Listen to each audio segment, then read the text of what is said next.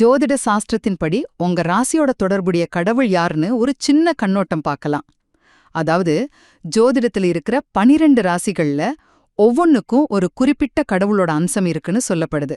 இதுதான் அந்தந்த ராசியில பிறந்தவங்களோட குணநலன்களையே வடிவமைக்கலாம். சரி, முதல்ல தலைமைத்துவம் அதிகாரம்னு எடுத்துக்கிட்டோம்னா சில ராசிகள் முன்னாடி வந்து நிக்கும். உதாரணத்துக்கு சிம்ம ராசி, இவங்க சூரிய நாராயணனோட அம்சம். அதனால இயற்கையாவே ஒரு தலைமை பண்பும் ஜபர்தஸ்தான பேச்சாற்றலும் உங்களுக்கு இருக்கும். அதே மாதிரி கும்பராசி, சிவபெருமானோட அம்சம். இவங்க கிட்ட ஞானமும் ஆழ்மை திறனும் ரொம்பவே அதிகமா இருக்கும்னு சொல்லலாம். ரெண்டாவதா அறிவு, கலை, சமநிலை, இதோட தொடர்புடைய ராசிகள். இப்போ துலாம் ராசியை பாத்தீங்கன்னா அவங்க சரஸ்வதி தேவியோட அம்சம்.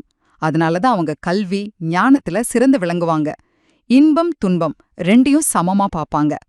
அப்புறம் கன்னிராசி, இவங்க கிருஷ்ணரோட அம்சம். புத்தி கூர்மையும் எல்லாரையும் சமமா நடத்துற குணமும் இவங்களோட ஸ்பெஷாலிட்டி. கடைசியா வீரம் மற்றும் தர்மம். இதுல மேஷராசி, முருகப்பெருமானோட அம்சம். அதனால எதற்கும் அஞ்சாத தைரியசாலிகளா இருப்பாங்க. தடகளை எல்லாம் ஈஸியா தகர்ப்பாங்க.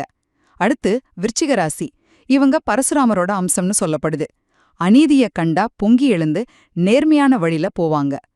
சுருக்கமா சொல்லணும்னா உங்க ராசிங்கிறது உங்களோட குணாதிசயங்களை பிரதிபலிக்கிற ஒரு தெய்வீக அம்சத்தோட வெளிப்பாடு.